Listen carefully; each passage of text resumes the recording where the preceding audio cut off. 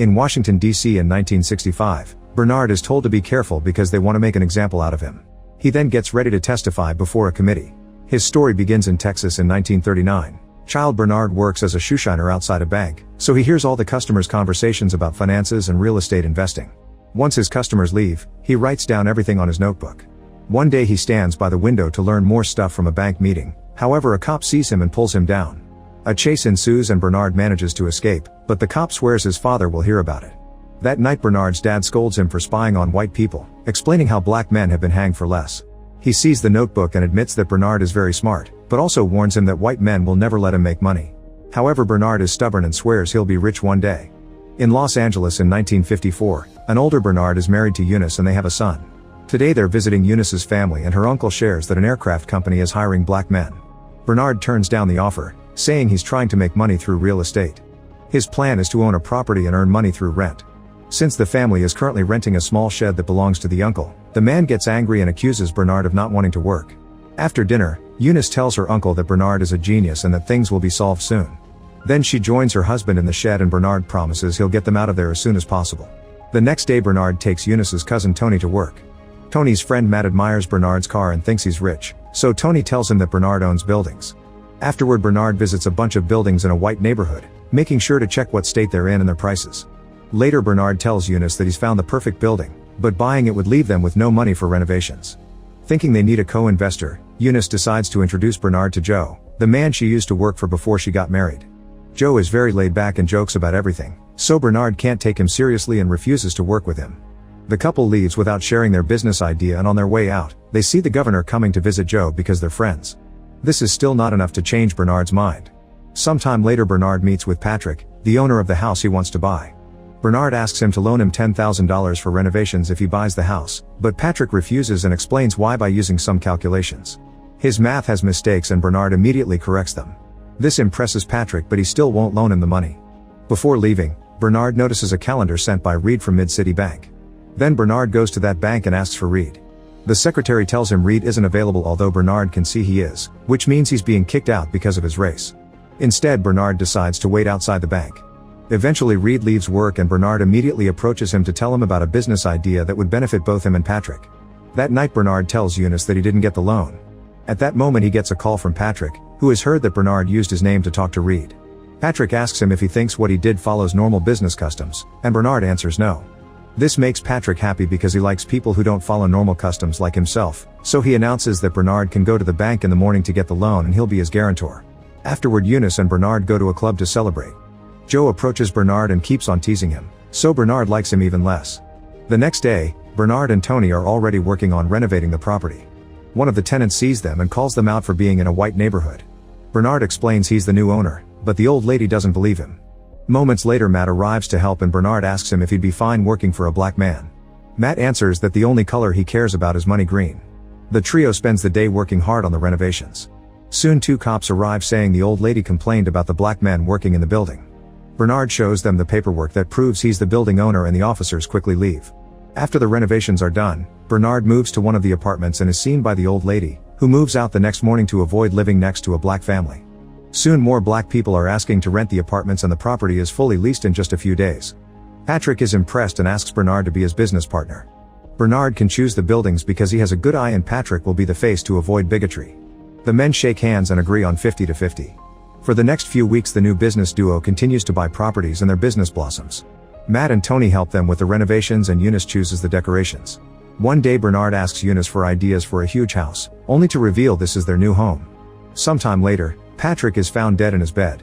After the funeral, Patrick's wife announces she wants to end the business and offers Bernard 25% of the money. Bernard calls her out since he's supposed to own 50%, but since his name isn't on any papers, he must take this or nothing. The lawyer tells Bernard that to prove the original arrangement, he'll need a witness. Bernard goes to the bank to see Reed, but he refuses to receive him. On his way out, Bernard looks at a sign that makes him realize how much space the bank needs. He visits Joe and shares his idea. They should work together to buy the banker's building. That way none of the banks that rent space there will be able to refuse to give them loans, which in turn means buying more buildings. Joe likes the idea but thinks nobody will want to sell to black men, so they invite Matt to be the face of the business. Matt is unsure because he knows nothing about this topic and ends up leaving even though the men promise to guide him. Later Matt goes to a diner and is still nervous about the whole plan. The waitress Susie asks him if he's okay, so he explains he's considering a new job in real estate. Susie is very impressed by this, which makes Matt change his attitude and he rushes back to the guys to take the job. The first step to train Matt is teaching him how to talk to rich folks, so Joe makes the group go to the golf course at 6 a.m. to learn the game. Soon they're joined by Joe's banker Donald, who will lend $2 million. Bernard assures him they'll get the building for less. Next, Bernard teaches Joe about all the calculations needed for the job, although math isn't Matt's strong suit. For the next few weeks, Matt practices hard to get better at golf and math. He struggles a lot at first, but he gains confidence every day and impresses the others with a hole-in-one, followed by a successful calculation. Now he can get his first suit. Joe teaches him how to drink like a man, and Eunice teaches him all about dining etiquette. When Matt manages to do a calculation in his head while golfing, the men decide he's ready. The next step is to discuss the details of the plan. The banker's building is owned by Charles, who often plays golf at a very exclusive country club. Joe makes some arrangements and manages to get Matt in as a guest. Joe pretends to be his driver to make him look richer than he is. Using his golf skills, Matt manages to impress everyone and successfully organizes a meeting with Charles in his office. Joe and Bernard train him for a week, and when the day comes, Matt is ready to answer all of Charles' questions. He's memorized all the calculations and repeats them by pretending he's doing the math on the spot. In the end, Charles agrees to sell the building for $1,560,000. After the group celebrates, they start to redecorate the office and their relationship with the bankers grows very quickly. Soon they're getting the loans they need and buying lots of buildings in fancy white neighborhoods. This economic stability allows Matt to marry Susie. In just a few months, the trio becomes the biggest real estate businessmen in the state, and they even get to meet the vice president.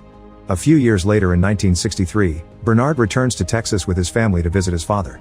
The old man is happy to see him and even tells him how proud he is. The next day he takes a walk with his son and has to explain why here the fountains are separated. Bernard stops at the corner where he used to work and asks the new shoe shiner to do his shoes, but the man refuses because he's black. Then Bernard stares at the bank where he learned everything and gets an idea. When Bernard returns to Los Angeles, he tells Joe that he wants to buy the bank in Texas. Joe points out they know nothing about running a bank, which is very complex and will be even harder because Texans won't like a black man in charge. Bernard points out they can use Matt again and explains that there's a large untapped market because black people aren't allowed to borrow money. After a long argument, a very reluctant Joe ends up agreeing just not to lose Bernard as a partner, calling it a bad idea. Sometime later, Donald helps Matt buy the Texan bank for Bernard and Joe. As part of the deal, the previous owner and his son Robert will still have a 20% interest. Afterward, Bernard starts visiting all black people in Texas to let them know that the bank has changed policies and now black people are welcome. However, he also asks them to keep it discreet since racist folks won't approve of the bank doing this. All the loans are done through Bernard and Matt, and soon lots of black businesses in the neighborhood are flourishing. After 3 months of this, Robert, who still works at the bank, notices how many loans Matt has been approving, so he wonders where all these new clients suddenly came from. Matt dodges the question and Robert is so suspicious that he starts following him. He finds him chatting with Bernard and takes pictures. That night when Matt goes home, Susie admits she hates Texas. She also points out that Matt is only getting a salary when supposedly he was promised to be partner. The next day, Robert shows up at Bernard's house while he's having a meeting with Matt and Joe. He tells them he has no issue with working for black people, but he's worried that if the locals find out, their business will sink. Then he shows them the reason for his worries, a letter from the U.S. Treasury Department announcing they'll do an inspection in 1 month because they've received anonymous complaints about the bank making too many unsafe loans. After Robert leaves, Matt takes his friends to look at a smaller bank to share an idea. They could buy this small bank and he can run it himself, then they can do some financial tricks to divide the loans between both banks. That way the numbers will look less suspicious during the inspection. Joe and Bernard point out they still don't have enough experience to do something so dangerous, so Matt announces that he'll stop helping them if he doesn't get to be a partner too. With no other choice, the duo agrees. Soon Matt buys the small bank, and on the first working day, Eunice pretends to be a cleaning lady to keep an eye on things. Meanwhile, Tommy takes Bernard around town so they can decide which loan goes where. That night they meet at a restaurant with Matt to arrange everything, and they're devastated to see racist graffiti on the sign. The next day Matt meets with a lawyer to sign all the paperwork. Sometime later, Robert calls Matt to tell him some white people want to withdraw all their money because they think the bank is owned by the National Association for the Advancement of Colored People. That night Bernard shows Joe a racist sign that he found at the bank. He explains that 5 white people withdrew all their money and 9 were convinced to stay by Robert. Joe thinks it was Robert himself who started the rumors. A few days later, a federal bank examiner comes to the small bank to go through the books, so Matt calls Bernard for help. However, Bernard doesn't know what to do because they'd never allow a black man in the meeting. Eunice tells him to pretend to be a servant, and when he refuses, she reminds him that she did it many times to help them. Bernard says it's different because she's a woman, causing a furious Eunice to compare his dumb logic to what white people say about blacks. Realizing his mistake, Bernard agrees to put on a uniform and pretends to be a cleaning man at the bank. He cleans near the door to Matt's office to make gestures that will help him, but unfortunately the agent closes the door to avoid anyone listening to confidential information. Bernard has no choice but to walk away, and Matt gets nervous as the agent starts finding lots of holes in his story. Pretending he needs a file, Matt rushes to the bathroom to talk to his friends, who give him as much advice as they can. Unfortunately, when Matt returns to the office, the agent has discovered tons of mistakes on the books that he can't justify. Matt rushes back to the bathroom with the files, and Bernard immediately finds the mistakes too. Joe wonders how Donald could have missed that, and Matt has to confess he used a different man to speed up the process. This new lawyer was recommended by Robert, so Joe and Bernard angrily realize that Robert had a plan to ruin them all along. That night, Bernard tells Eunice the final result of the meeting. They have to sell 27 bad loans and cover all the markdowns themselves, which will cost $300,000. Later, Bernard and Joe tell Matt that they won't help him. People like them could get into big trouble if they're caught, and it was Matt's idea to buy this small bank, so it's his responsibility. The next morning, Donald calls Joe to tell him that his bank bought all the loans from Matt's.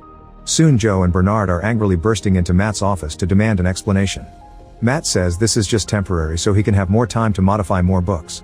However, the duo points out this is fraud. At that moment, agents from the Treasury Department arrive and announce the bank has lost its license. These men fire Matt and order all the clients to leave, explaining the bank is closed until further notice. As soon as Joe and Bernard step outside, the FBI approaches them to arrest them without saying why. Bernard calls out their racism and tries to resist the arrest, but the agents easily overpower him. Sometime later in Washington, D.C., a lawyer tells Joe and Bernard that the state banking charges have been dropped, but that federal charges are still up. There's a senator in Arkansas holding hearings about lax oversights in banks, and the lawyer suspects he's trying to use the case to make a political statement, which could potentially help them get the federal charges dropped too. Meanwhile, Matt is still in trouble with his own bank, so the authorities offer him a deal. His charges will be dropped if he testifies against his friends.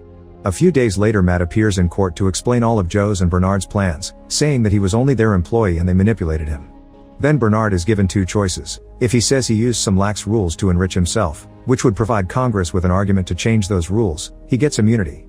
If he says whatever he wants, his testimonies will be compared to white people, and if the court decides he's lying, he'll be sent to jail. After the hearing, Bernard goes on a walk with Eunice and shares his worries. If he takes the immunity deal, he won't be able to bring to light all the issues black people have in the banking system. Eunice tells him she'll support him no matter what. Before entering the courtroom, Bernard meets with Joe and they reminisce about all these years of working together. In the testimony, Bernard says that the country's founding documents declare that all men are created equal, but this isn't the case in the law.